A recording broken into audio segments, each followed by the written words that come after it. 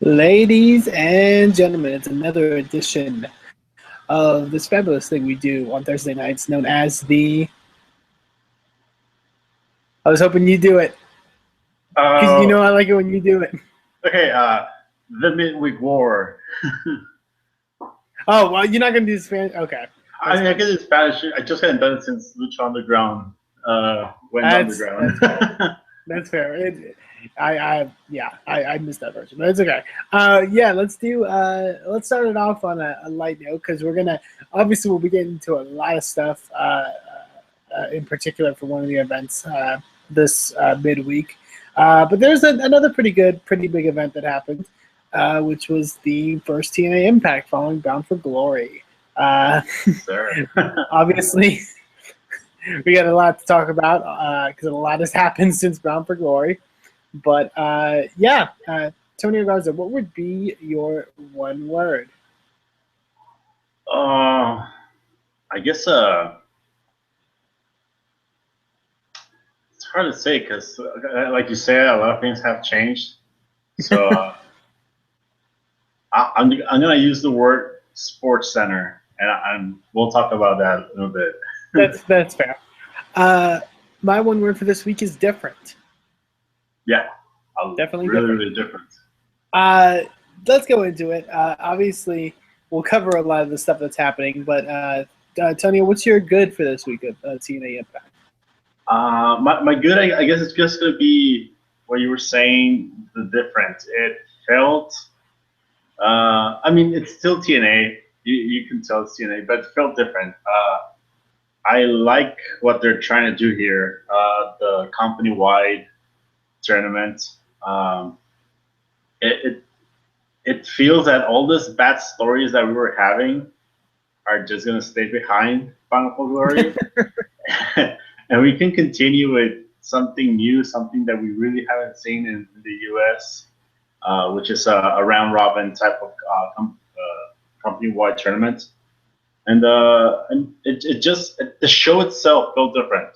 Like it it felt like a lot of less shenanigans and just like a straight up sport, which is what Yeah, I was saying. No, go ahead.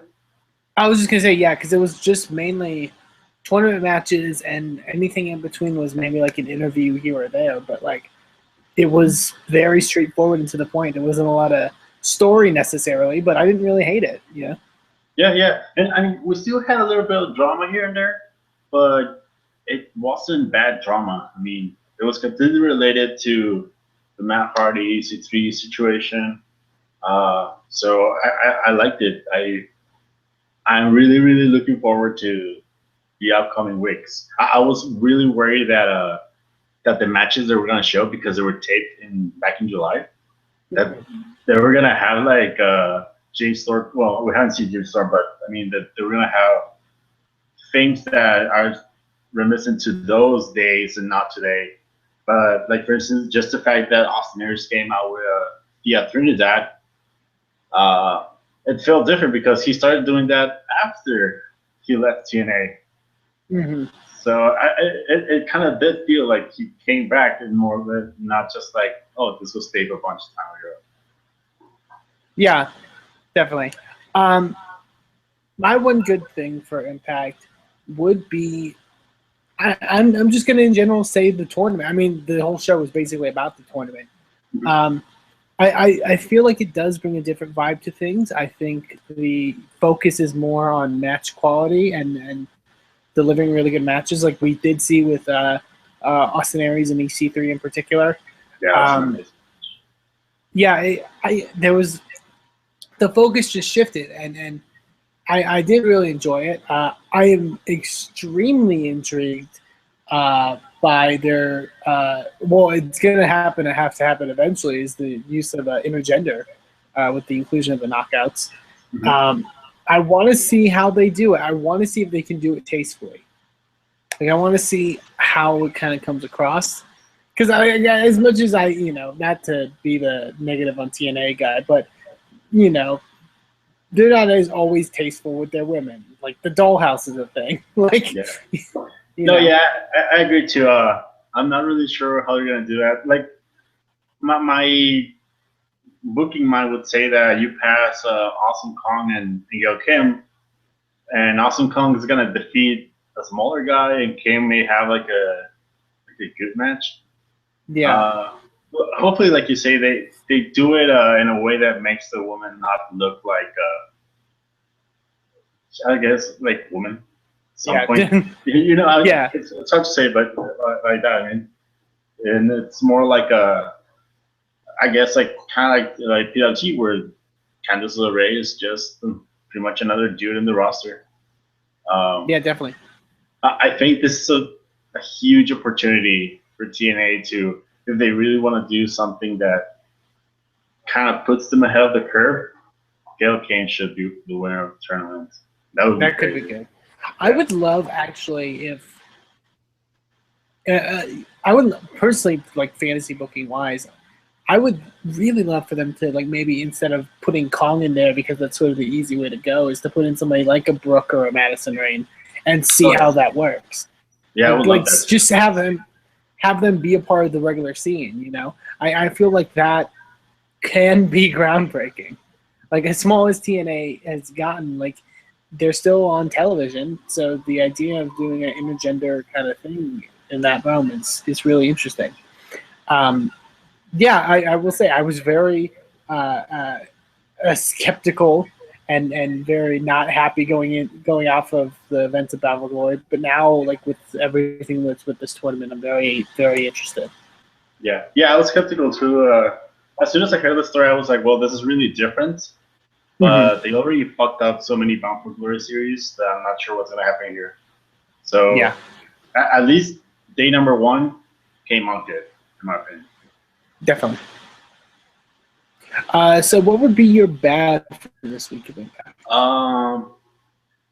My bad is that they made the teams themed. I hated that so bad. I don't know when I heard that it was gonna be just round robin World Cup style. I immediately started thinking, oh, they're gonna mix the whole roster except the girls, and we're gonna start getting like I don't know, like Kurt Angle versus Extreme Tiger or Tiro, or we're gonna get Austin Aries versus Crazy Steve, and I was like, hell yeah, that's something that I miss from TNA. But they used to do just a bunch of crazy random matchups.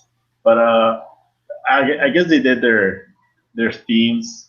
They're not bad teams because they immediately put all the stronger guys in one team, so you know that you'll eventually have lower guys in the playoffs. Yeah. But I was kind of disappointed at that. Yeah, I can understand that. I'm not a gigantic fan of Team Wildcard in particular, which is the most like just hapdash group of people. But yeah, I can understand that. Yeah, definitely. My bad for this week. I didn't like the what were they calling it? Just like the round table. The round tables. I didn't. I kind of like the concept of it, but I don't like them doing it in the middle of a match. Yeah, because I feel like if the focus is going to be more on the wrestling, just pay more attention to the wrestling. There were times where they would interrupt like the opening sequence of a match, and it's like, why? You know, I don't really need to hear somebody saying I'm gonna win the tournament. You know, I know that they want to win the tournament. You know, and the graphic was so bad that they made the wrestling window really, really small. So I mean, I would have been okay with the ones that WWE does that it's just like a little circle, but they kind of like just made 2 little small windows, and I was like, oh, this is not working for either video. Right. Yeah. I also really didn't like the fact that they had Awesome Kong randomly speak. Yeah.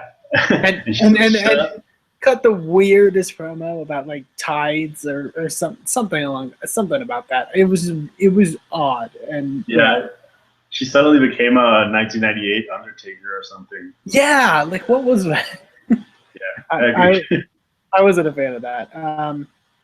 I will say as well, I'm interested to see from the fact that of the amount of people that are in the tournament that I mean, Austin Aries obviously, was kayfabe or whatever, left the company or whatever. But you have Brayman there, who is suspended indefinitely. You have Kenny King, who's working Ring of Honor now.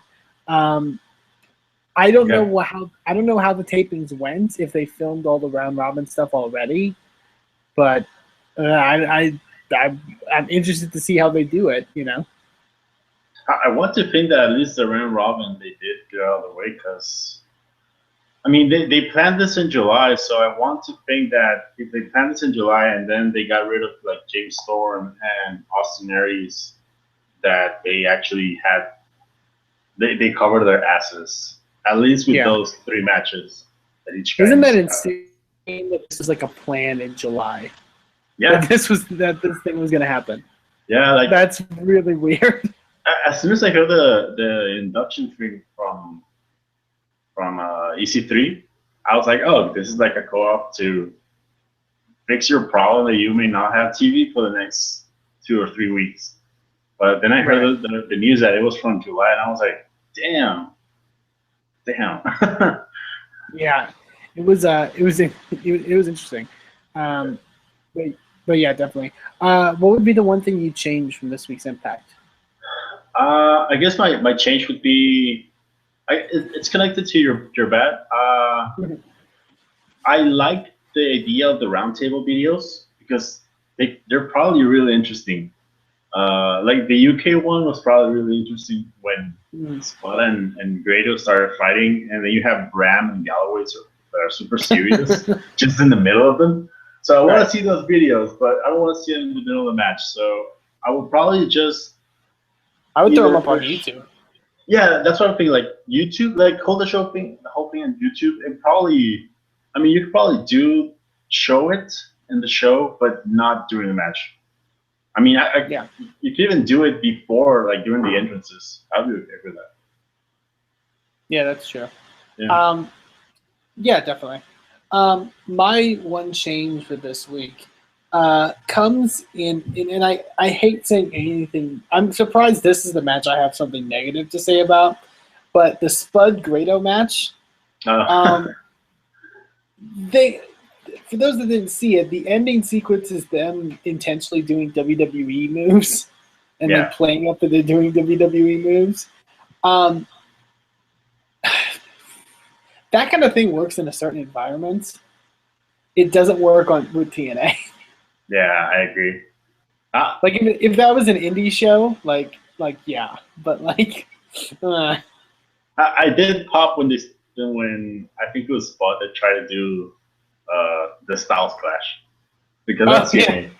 I was like, oh yeah, Styles Clash, but like the other ones, I was like, oh no. Yeah, then they started just doing straight up WWE stuff, and it's like, okay. At least they'll do the moves from people that are still active. Yeah. Yeah.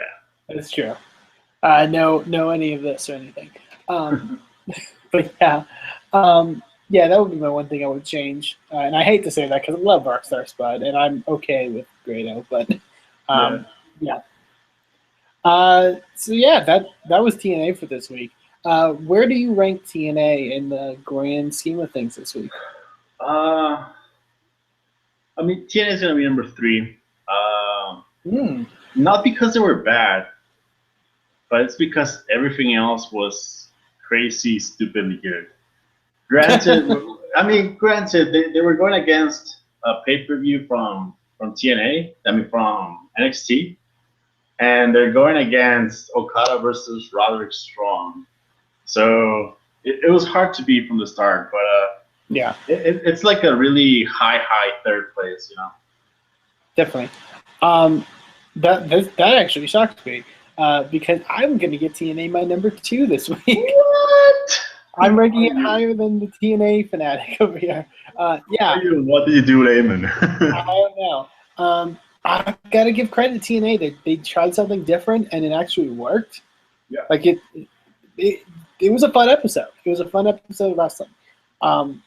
I hope the biggest thing with TNA is that they never stick with anything. Yeah. So I hope that they stick with this and have a game plan.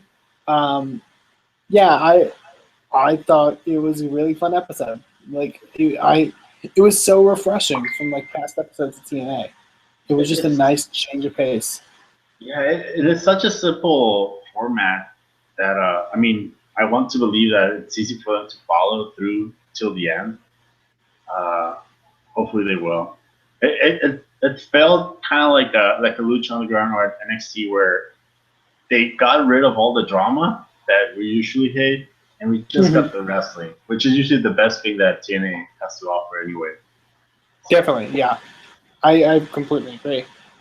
Yeah, so that was TNA for this week. We got two more shows to cover here on the Midweek War. But this is the TNA Impact edition of the Midweek War.